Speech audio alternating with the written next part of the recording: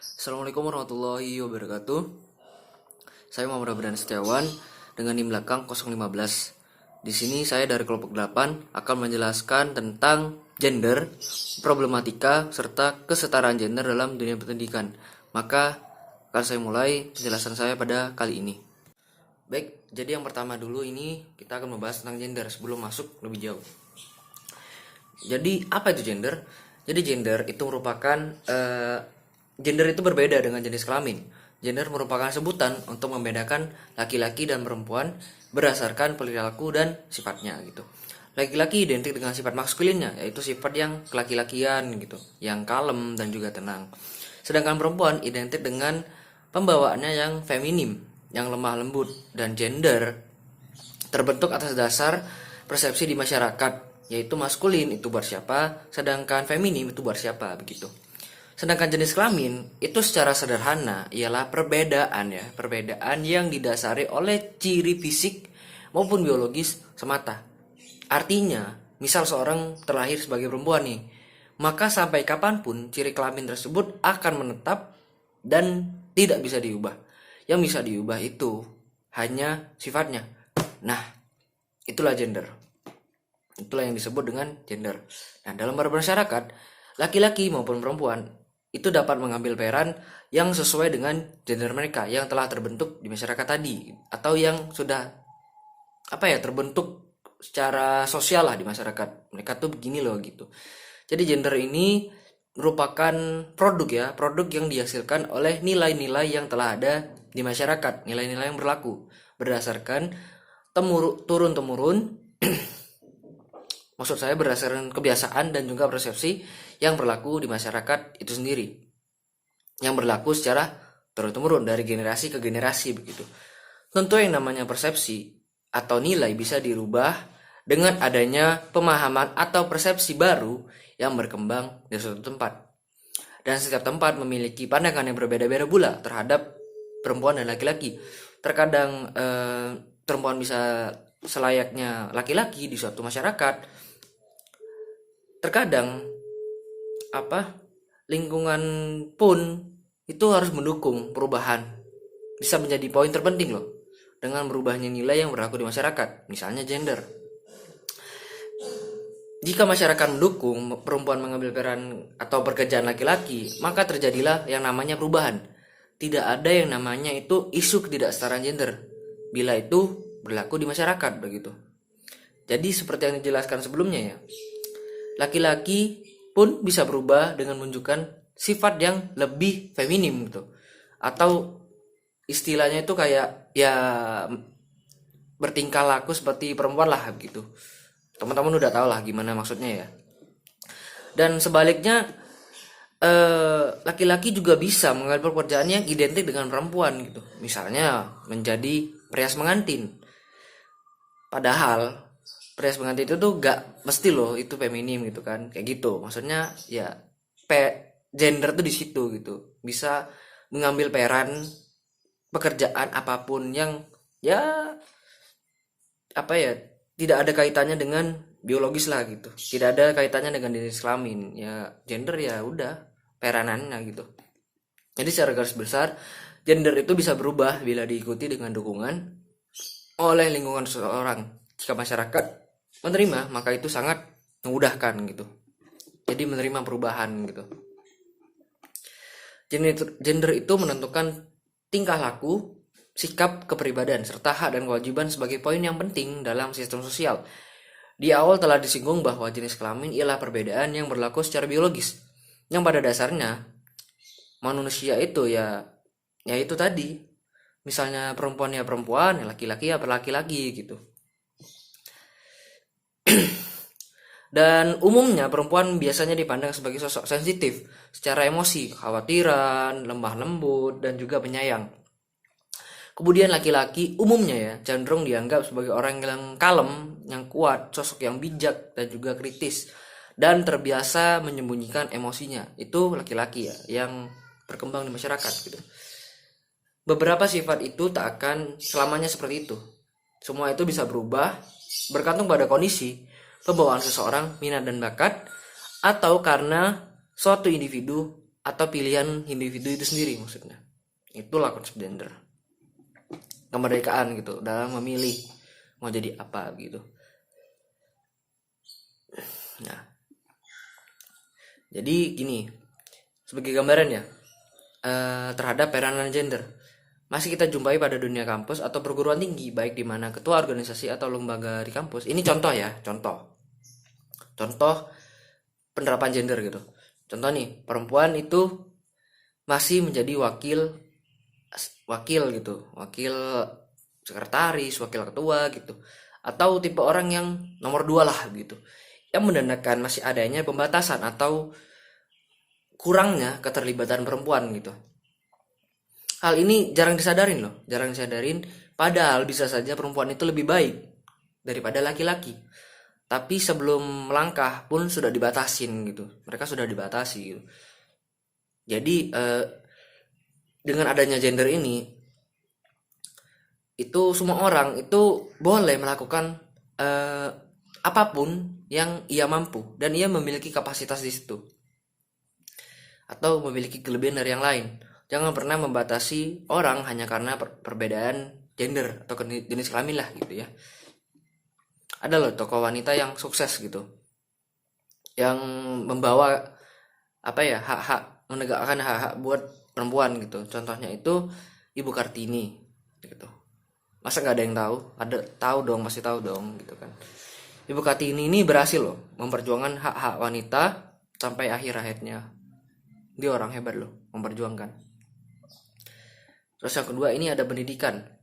Pendidikan itu berarti sebagai suatu langkah menghasilkan lingkungan belajar di mana peserta didik mampu mengembangkan segala potensi yang mereka miliki semaksimal mungkin, mulai dari segi agama yang berguna bagi dirinya dan masyarakat gitu. Jadi secara singkat aja ya, teman-teman udah tahu lah yang namanya pendidikan itu ya udah gitu. Jadi pada dasarnya ya pendidikan itu semestinya dalam konteks gender ya, semestinya dapat menjadi wadah di mana peserta didik bisa secara langsung mengembangkan dan mematahkan keterampilannya, baik itu laki-laki dan perempuan gitu. Pendidikan atau education dalam bahasa Inggris memiliki makna mencari atau mengutarakan informasi serta menyalurkan atau membangkitkan segala potensi yang ada, baik itu dari laki-laki maupun perempuan, yang itu berasal dari peserta didik itu sendiri ya. Kegiatan-kegiatan seperti mengarahkan, membimbing peserta didik agar bakatnya berkembang. Itu adalah hal yang seharusnya terjadi di dunia pendidikan, apapun jenis kelamin atau gendernya gitu. Begitu.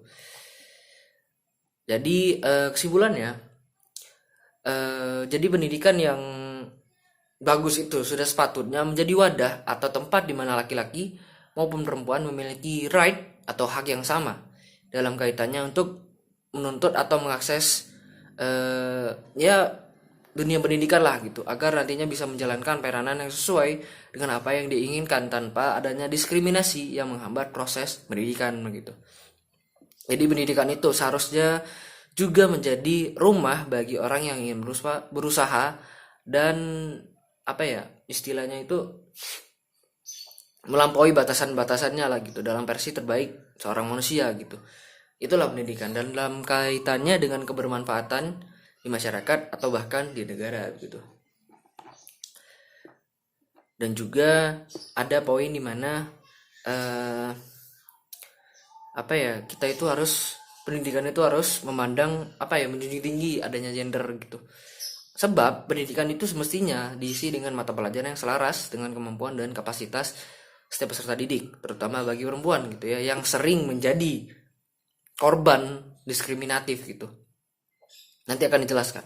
Materi dalam kurikulum pendidikan tidak hanya berfokus pada keagamaan dan ekonomi, akan tetapi juga pada sektor pertanian dan keterampilan yang lain yang bermanfaat gitu. Termasuk ialah mengajarkan peserta didik untuk menghargai perbedaan yang ada gitu. Nah, jadi ada beberapa tujuan ya, mengapa pendidikan itu harus berperspektif gender.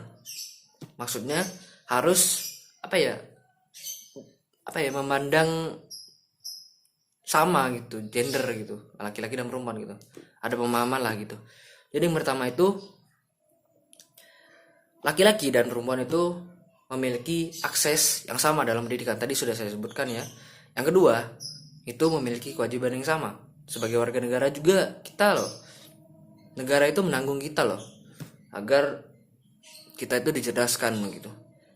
Dan yang ketiga itu laki-laki dan perempuan itu memiliki kedudukan dan peranan yang sama. Begitu. Jadi betapa pentingnya ya menciptakan lingkungan pendidikan yang baik, di mana dari perancangan, pengaplikasian, pengawasan, serta penilaian yang sudah menggunakan dan menjunjung tinggi kesetaraan gender. Sudah pasti proses belajar atau mengajar akan berjalan lancar dan bisa dirasakan dengan baik efek positifnya baik laki-laki maupun perempuan gitu. Itu jadi.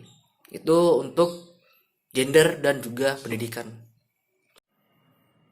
Nah, tadi sudah dibahas ya tentang gender dan juga pendidikan. Jadi yang kedua ini ada problematika gender dalam pendidikan atau permasalahannya lah gitu ya.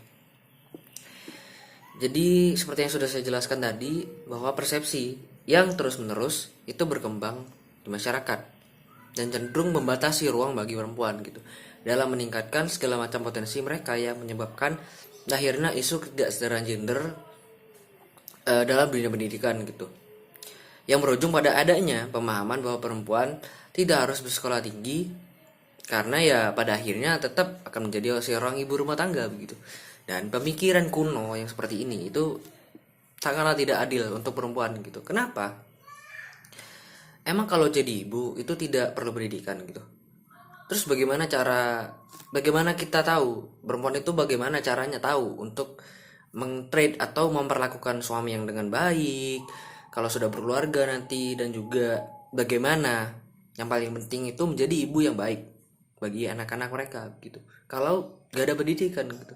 Ya mungkin pendidikan yang non formal, tapi kan pendidikan formal juga penting dong, agar ya kalau misalnya anak itu nanya atau minta dikerjain tugas gitu, minta bantuin tugas gitu kan, orang tua bisa bantu gitu kan, nggak harus bapaknya yang harus bantu gitu.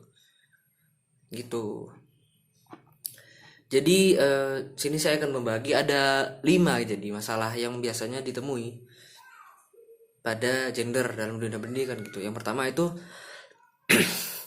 akses. Nah, akses ini ialah hak atau kebebasan dalam menjangkau atau memanfaatkan suatu hal dalam bidang tertentu. Dalam akses pendidikan meliputi persamaan kesempatan untuk memperoleh akses dari mulai ketersediaan sarana dan prasarana sekolah dan jarak yang harus ditempuh serta biaya gitu.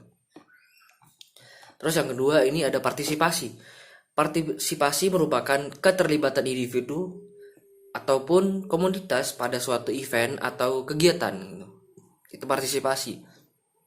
Nah, pada konteks ini perempuan boleh mengikuti urusan yang berhubungan dengan pendidikan dan tindakan untuk menentukan keputusan yang berkenaan dengan pendidikan. Begitu. Partisipasi gitu, keterlibatan, pemberdayaan perempuan lah gitu kalau dalam konteks ini gitu kan. Yang ketiga itu kontrol. Kontrol sama dengan kemampuan untuk menguasai atau mendominasi ataupun kesanggupan untuk menentukan pilihan atau langkah-langkah yang berhubungan dalam dunia pendidikan. Dan kontrol ini bermakna bahwa peserta didik memiliki kebebasan dalam menentukan pilihan seperti meneruskan pendidikan hingga menentukan di mana peserta didik itu memiliki kebebasan dalam menentukan pilihan seperti meneruskan pendidikan hingga menentukan sesuai jurusan yang sesuai gitu dengan kemampuannya gitu. Seperti itu. Di Indonesia laki-laki masih lebih memiliki kekuasaan untuk memilih apa yang dia mau, kayak lebih bebas gitu untuk laki-laki. Yang keempat, manfaat. Nah, baik laki-laki dan perempuan itu memiliki kesempatan untuk memanfaatkan sumber daya ataupun dalam konteks ini itu pendidikan gitu sama gitu. Terus yang kelima, nilai di sini didefinisikan sebagai segala sesuatu yang berhubungan dengan yang ingin digapai antara yang pantas dan tidak untuk dilakukan, dan memiliki arti atau makna yang dapat memberikan pengaruh tindakan dan sikap suatu individu gitu. Nilai di sini bermaksud sebagai suatu yang berkaitan dengan adat istiadat atau masyarakat, dan juga yang membahas tentang peran dan posisi perempuan yang mengalami perbedaan pada saat ini begitu. Terus yang selanjutnya itu ada yang namanya itu kesetaraan gender atau bab yang ketiga gitu. Apa sih kesetaraan gender? Dari tadi kan udah di ini terus ya, disinggung terus. Kesetaraan gender itu apa sih? Keadilan gender itu apa gitu kan. Nah, jadi sesuai namanya, kesetaraan gender merupakan suatu pemikiran atau pemahaman di mana masyarakat memahami bahwa laki-laki dan perempuan memiliki posisi yang sama dan tidak membatasi peran perempuan hanya karena kodratnya yang berbeda gitu. Jadi laki-laki dan perempuan itu memiliki hak yang sama, itu mendapatkan pendidikan yang layak, pekerjaan yang sesuai dengan kemampuannya, serta tidak dipandang lemah antara keduanya gitu. Itulah persepsi dari gender, konsepnya gitu. Nah, seperti yang sudah saya jelaskan di awal tadi ya. Jadi pemahaman terhadap kesetaraan gender itu menjadi sangat penting di masyarakat. Oleh sebab masyarakat harus memahami bahwa setiap manusia memiliki hak dan kewajibannya masing-masing gitu, dan tidak memandang remeh perempuan yang notabene identik dengan pembawaan lebih lemah daripada laki-laki. Itu dalam persepsi masyarakat ya. Itu kan salah gitu kan. Tuh. Dan hal ini menjadi fokus karena dengan memahami gender, maka tidak ada seorang pun yang merasa ditindas dan merasakan ketidakadilan hanya karena berbeda begitu. Jadi hadirnya kesetaraan gender, terutama di dunia pendidikan, itu menandakan bahwa telah berlakunya pemahaman di mana laki-laki dan perempuan dipandang setara pada beragam aspek kehidupan. Jadi dari berpendidikan inilah nanti akan terbentuk masyarakat yang tidak memandang lemah seseorang gitu. Itu laki-laki maupun perempuan. Dan juga tidak ada yang lebih dominan, kecuali emang kecuali memang ada kemampuannya gitu. Oke lah gitu. Jadi maksudnya itu, kalau misalnya ada kemampuan ya udah. Jadi, mau itu perempuan atau laki-laki, kalau dia punya kemampuan ya itu bisa mendominasi gitu, bisa berperan jadi apapun gitu. Ya yang sesuai lah gitu ya, masih masuk akal lah gitu. Jadi seperti yang sudah saya sampaikan tadi, sekarang perempuan itu ya kerap kali masih banyak kita jumpai bahwa perempuan masih ada yang istilahnya itu masih menjadi orang yang nomor 2 gitu, dinomor 2 kan gitu. Ini jarang kita sadari. Ketidakadilan semacam ini biasanya sering kita jumpai pada ranah publik yang tampak dari pembatasan posisi untuk memimpin dan juga pengambilan tindakan atau keputusan dalam suatu lembaga maupun organisasi begitu. Namun ya seiring berjalannya waktu, orang itu ya semakin hari itu semakin sadar gitu bahwa ya udah, kalau misalnya ada kemampuan ya udah ngapa, why not gitu, mengapa tidak gitu kan. Mau jadi laki-laki mau jadi pemimpin nggak apa-apa kalau misalnya ya ada kemampuan gitu kan.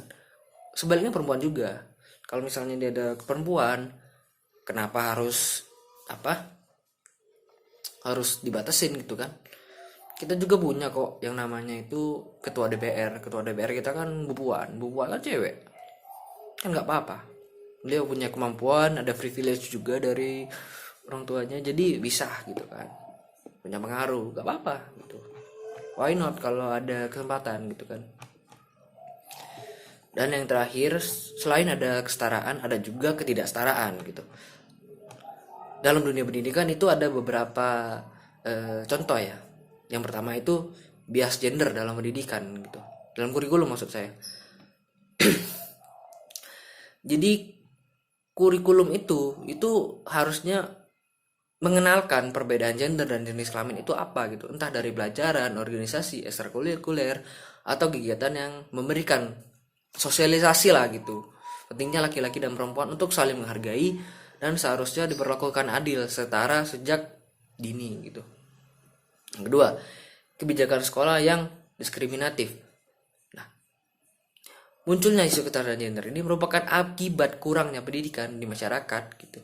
Pada perspektif dunia pendidikan, ketidakadilan gender ialah ketidaksamaan hak dan tanggung jawab dengan laki-laki ataupun perempuan untuk memperoleh pendidikan, yang mana pendidikan itu ialah hak mendasar sebagai warga negara. Sebagaimana disampaikan alinea keempat pembukaan undang-undang ya, yaitu mencerdaskan kehidupan bangsa gitu.